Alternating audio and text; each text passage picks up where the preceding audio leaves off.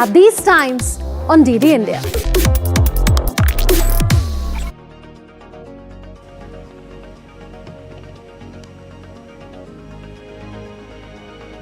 Hello and welcome. We are live from New Delhi. You're watching DD India Live, India's voice to the world. I'm Abhishek Mahajan. Coming up in the next 30 minutes. Ceasefire hopes fade as Israel strikes Gaza, Lebanon. US to deploy new military assets to the West Asia.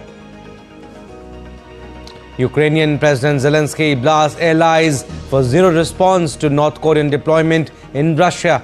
US announces additional security aid for Ukraine. With few days left for US presidential election, both Trump and Harris make final push to voters in key states. Catastrophic flooding in Spain leaves widespread destruction. Over 200 killed in worst-hit calamity. Rescue operation to be affected as the country braces for more rain. And in sports, India look to bounce back against New Zealand on second day of final test after losing 3 wickets in closing stages of day 1 in Mumbai.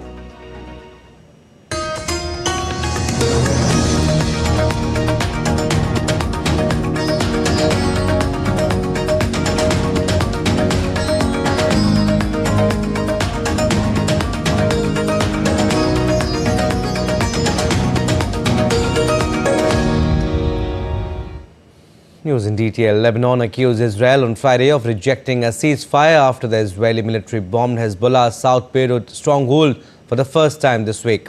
At least 10 strikes hit Beirut's southern suburbs before dawn after Israel issued evacuation warnings. The strikes on Lebanon came a day after Israeli Prime Minister Benjamin Netanyahu met US officials to discuss a possible deal to end the war against Hezbollah ahead of Tuesday's US presidential election. Lebanon's PM Najib Mikati condemned the Israeli attacks and said the renewed bombing confirms Israel's rejection of all efforts being made to secure a ceasefire. US, Egyptian and Qatari mediators have tried for months to broker a truce and hostages for prisoners exchange for Gaza. And head of United Nations interim force in Lebanon, Aroldo Lazaro, met Lebanese Prime Minister Najib Mikati on Friday to discuss the situation around ongoing conflict between Israel and Hezbollah. Lebanon's Parliament Speaker, Foreign Minister and Lebanese Armed Forces Commander also attended the meeting in Beirut. The UNIFIL head spoke of the urgent need to resolve issues at the negotiating table, securing a political and diplomatic solution and full recommitment to Resolution 1701. And the United States on Friday announced the deployment of additional military assets to West Asia. The Pentagon chief in a statement said that the US will deploy B-52 bombers, fighter jets, refueling aircraft and Navy destroyers to the West Asia. The latest developments, in fact deployments, would take place in the coming months. And this decision comes as the USS Abraham Lincoln aircraft carrier and its accompanying warships are set to depart the region soon. The move aims to maintain a robust US presence amid ongoing conflicts involving Israel, Hamas and Hezbollah. The additional resources build on previous US defense deployments to the West Asia in support of Israel, including a THAAD missile defense system deployed to the country late last month, operated by American troops on the ground.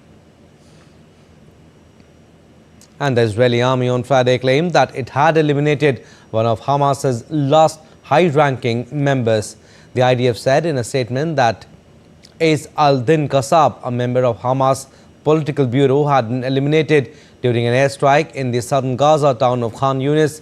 Israel described Qassab as one of the last surviving high-ranking members of Hamas responsible for coordinating with other groups in Gaza. The IDF said Qassab held the authority to direct the execution of terrorist attacks against the state of Israel.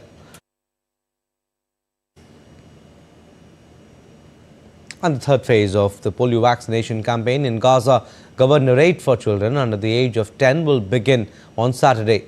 The third phase of campaign follows the successful implementation of the first two phases of the second round in central and southern Gaza, which reached over 95% of the target in these areas. The polio campaign began on September 1st after the World Health Organization confirmed the first polio case in the territory in 25 years.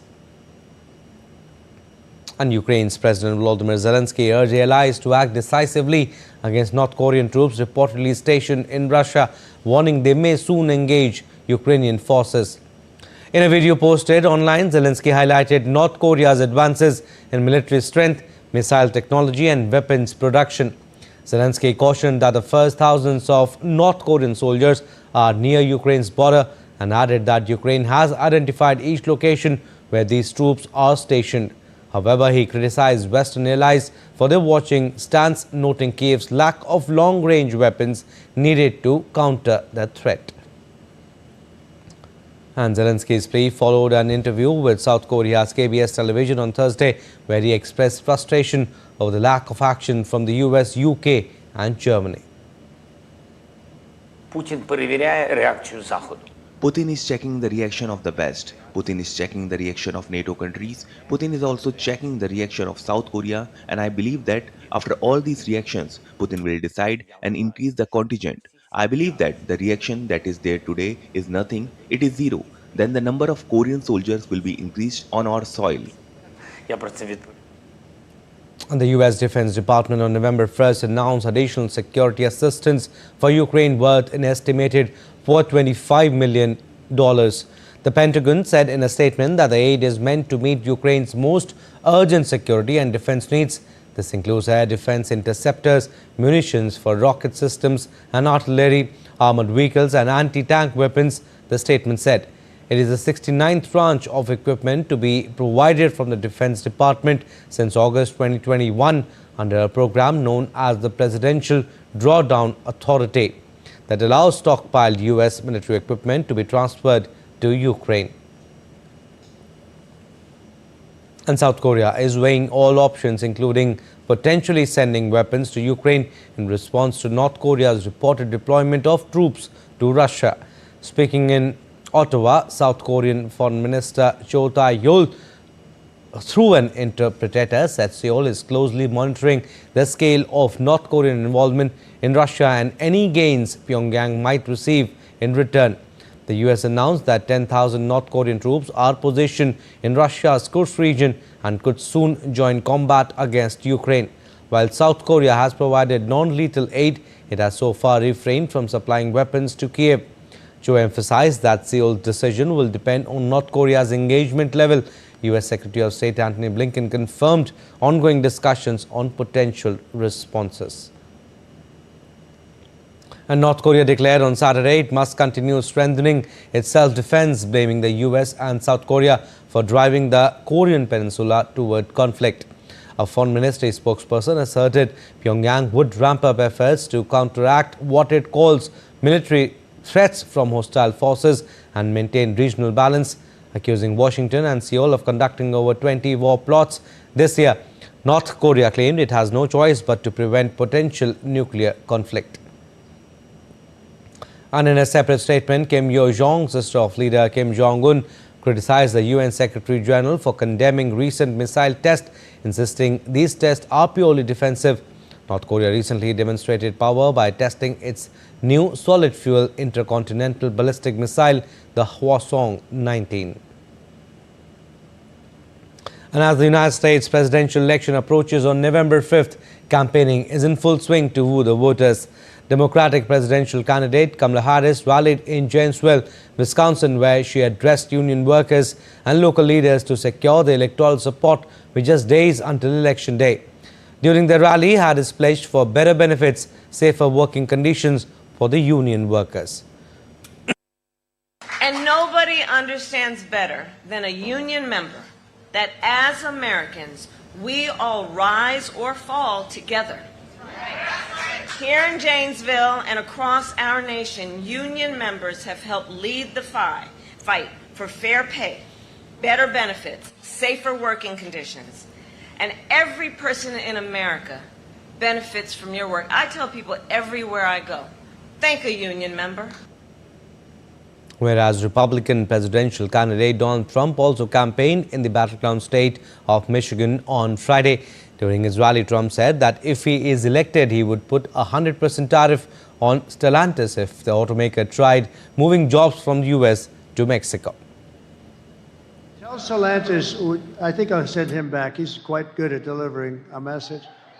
Tell Stellantis that if they plan on moving, we're going to charge them a 100% tariff on every car they put in, and they won't move.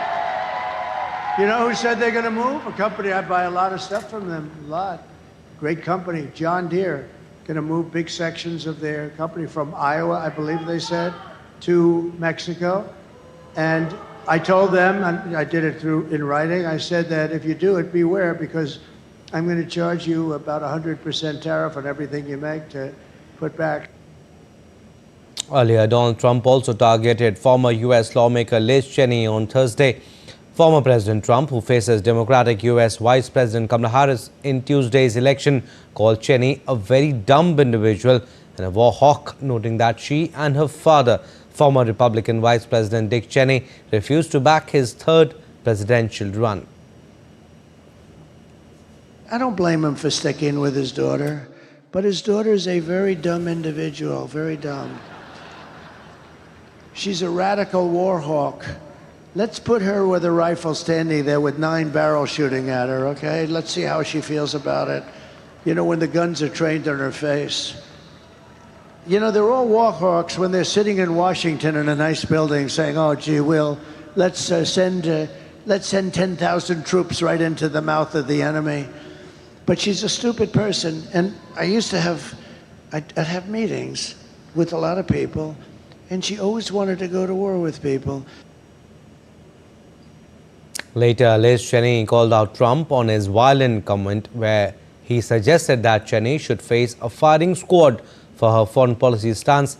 Cheney, in a social media post, further added that the comment showed that Trump could not be entrusted with the White House and would target his enemies in office. Now, meanwhile, Vice President Kamala Harris slammed remarks by her Republican rival and former President Donald Trump, who suggested former lawmaker Liz Cheney should face combat with guns trained on her. He has increased his violent rhetoric, Donald Trump has, about political opponents, and in great detail, suggested rifles should be trained on former Representative Liz Cheney. This must be disqualifying. Anyone who wants to be president of the United States who uses that kind of violent rhetoric is clearly disqualified and unqualified to be president. Meanwhile, U.S. President Joe Biden addressed a gathering in Philadelphia on Friday. Biden hailed his record of creating jobs, saying he has had the best record of any president, adding that he is the only president to have walked a picket line. I'm honored to be considered the most pro-union president in American history, and I'm proud to be the first president to walk a picket line. And Kamala is proud to have walked a picket line as well. The other guy looks for picket lines to cross, but we've always had your back. The U.S. Supreme Court rejected on Friday a Republican bid to block the counting of provisional ballots cast by voters in election battleground state of Pennsylvania who make mistakes on their mail-in ballots in a decision that could affect thousands of votes in Tuesday's presidential election. The justices denied an emergency request by the Republican National Committee and Republican Party of Pennsylvania to put on hold the October 23 Pennsylvania Supreme Court ruling in favor of 2 Butler County voters who sought to have their provisional ballots counted after their mail-in ballots were rejected during that state's primary election for lacking secrecy envelopes. Pennsylvania is one of a handful of closely contested states expected to decide the outcome of the presidential race between Republican former President Donald Trump and Democratic Vice President Kamala Harris. Heavy flooding leaves widespread destruction in Spain. Over 205 killed in worst hit calamity. Thousands of volunteers arrived to the flooded areas in Spain's Paiporta and Valencia to help clear debris and pump water from the streets and homes. Spain has suffered its worst flooding disaster in recent history. probably deadliest to hit Europe since the 1970s. Spain State's Met Agency says adverse weather conditions will continue over the weekend. A concrete roof above the entrance of a railway station in the northern Serbian city of Novi Sad collapsed on Friday. That killed at least 14 people, with more feared buried under the rubble.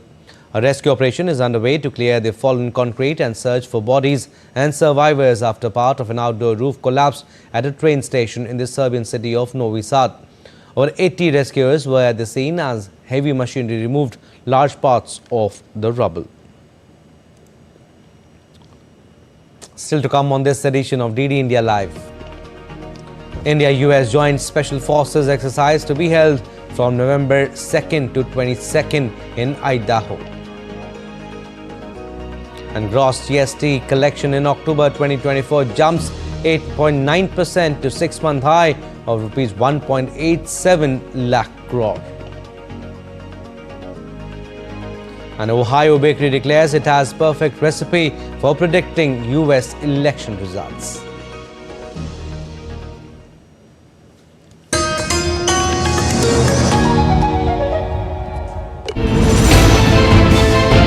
Geopolitics and trade deals. Economic challenges amid development. Hard work and the path to prosperity. It's the economy always. Between walkers, money is what money does and says. Supply creates its own demand. Between the bulls pulls and bears tears. When supply chains globalization and India rises to the podium.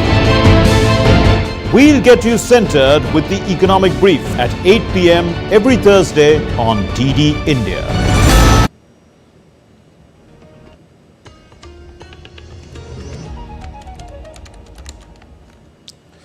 Welcome back. You're watching DD India Live. I'm Abhishek Mahajan. India and China look like they are sticking to their deal to pull back their soldiers from positions of confrontation at the de facto border in eastern Ladakh region, following an agreement to do so more than 4 years after friction between the two neighbors led to troops clashing fatally in the Galwan Valley. Sources say progress has been made now with the resumption of patrolling at one of the disputed points. Here's a report. Images of bonhomie and exchange of Diwali sweets after over 4 years between Indian and Chinese troops at different points of the line of actual control on Thursday. These were followed closely by another positive development related to the ongoing disengagement process the next day. Sources said patrolling by Indian troops in Demchok in eastern Ladakh resumed on Friday. Patrolling at another friction point of Tepsang is expected to begin soon as well. India's Defence Minister Rajnath Singh, while visiting the state of Arunachal Pradesh on Diwali, had indicated that the disengagement process with China will soon be completed and it will also be taken forward. यलेशी पर कुछ क्षेत्रों में conflicts को resolve करने के लिए भारत और चीन के बीच डिप्लोमेटिक और मिलिट्री दोनों ही लेवल्स पर बातचीत हो रही थी। अभी हाल की बातचीत के बाद ग्राउंड सिचुएशन को रेस्टोर करने के लिए आपस में ब्रॉड कंसेंसस हुई है। इस सहमत के आधार पर डिसएंगेजमेंट का प्रोसेस लगभग यह पूरा हो गया है और हमारा प्रयास होगा कि बात डिसएंगेजमेंट से भी आगे बढ़े, लेकिन उसके लिए हमें भी प्रतीक्षा करनी होगी।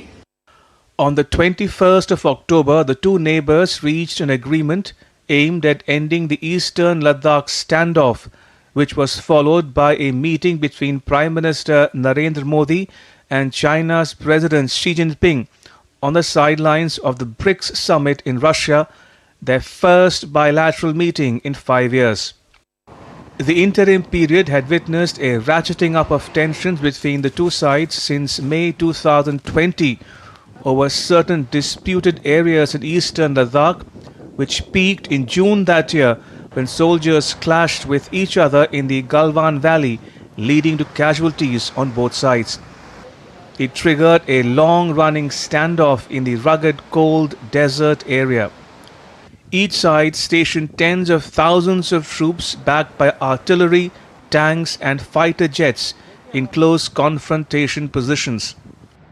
With disengagement now nearing completion, the focus has to clearly remain on not only ensuring that it is adhered to by both sides, but also taken forward towards de-escalation and de-induction.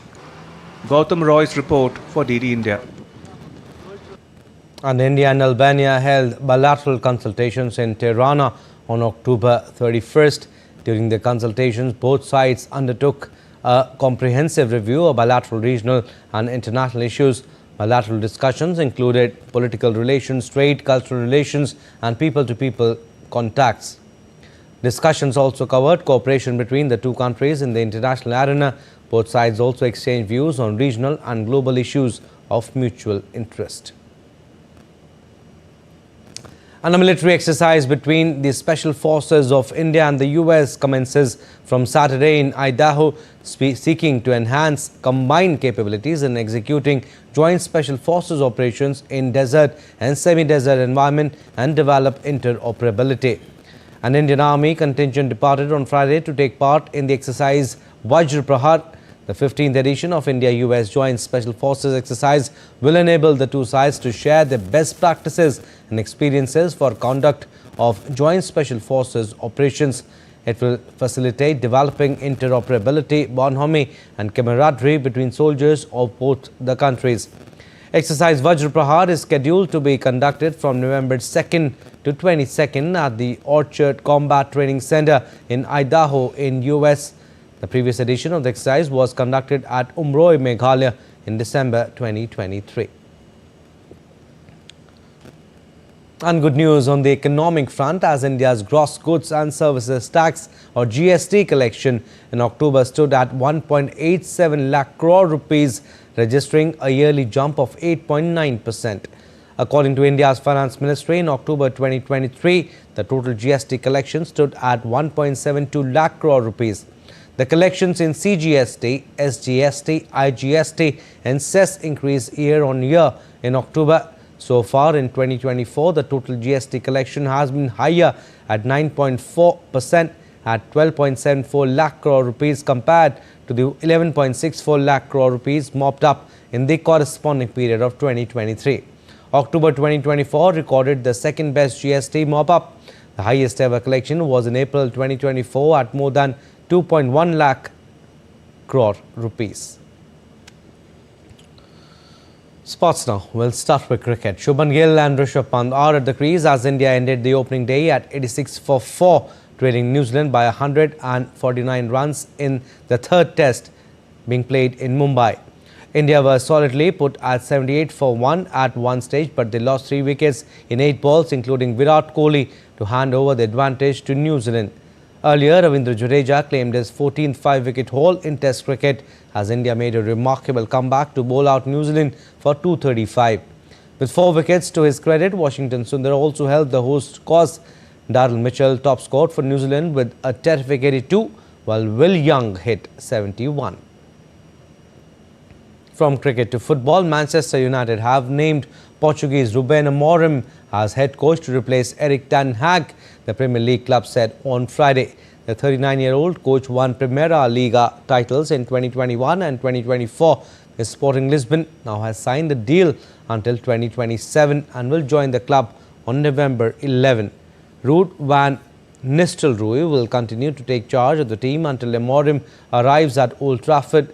United sacked Ten Hag on Monday after a 2-1 defeat by West Ham left them languishing 14th in the Premier League with just 3 wins from 9 matches. And MotoGP has cancelled its season-ending Valencia Grand Prix due to catastrophic floods and said it would announce a new venue and date. The death toll from the Euros weather disaster has risen to 205 people. MotoGP rider said in Malaysia on Thursday it would be unethical to stage the race scheduled for November 15 to 17 at Valencia's Ricardo Tormo circuit.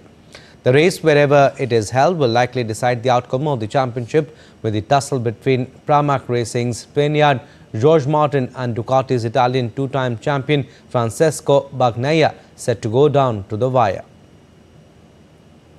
And British number 1 Katie Boulter advanced to the Hong Kong Open semis with a 6-4, 6-0 victory over Anastasia Zakharova. Boulter saved 2 break points in the 7th game of the first set before making the crucial break herself in the 10th. The second set was rather one-sided, with Boulter winning in just 30 minutes. The highlight was a stunning cross-court forehand after a long rally in the 4th game. Second seed Boulter will play Yu Yuan in the semi-finals after her victory over American Sophia Kenin 6-3, 6-3. And while there are many bizarre methods of predicting the upcoming US presidential election, Ohio Bakery declares it has perfect recipe for predicting election results. The bakery has been doing a cookie poll for 40 years now. Whether or not their cookie predictions hold any merit, the bakery is sure to foster lively conversations and a festive atmosphere in the lead-up to the election.